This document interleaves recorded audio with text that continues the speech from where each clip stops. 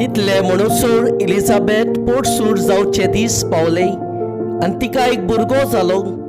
देवान तिजे ताई व्हड दोळ्यां दाखयली म्हूण आयकून तिजे शेजाऱ्यांनी सामार्या आनी सोयरी दायरी तिका परबी दिवंक लागलीं. 8व्या दिसा बालकाची सुनोत करूंक आयिल्ली आनी ताच्या बापायच्या नांवा पोरमोणे जाकार्यास म्हूण ताका नांव दिवंक सोदतालीं.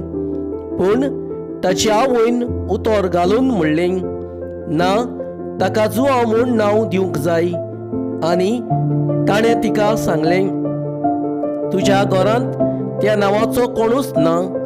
तेन्ना ताका कितें नांव दिवचें काय म्हूण ताच्या बापायची कुशी सोदून काडूंक तांणी बापाय कडेन कुरवो करून विचारलें आनी ताणें फोली मागून घेवन तिचेर बरयलें. ताचें नांव जुआंव आनी सगळीं अजाप जालीं.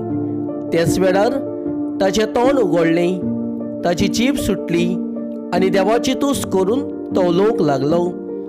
सगळीं शेजारी तोताकलीं आनी जुदायाच्या आख्ख्या दोंगरी मुल्कान ह्यो घडण्यो गाजताल्यो आनी आयकतालीं ती आपल्या मनांत रिगोवन म्हणू, हो भुरगो कसलो उरतलोसो तुमकां दिसता, कित्याक सर्वेस्पराचो हात ताजे सवें आसलो.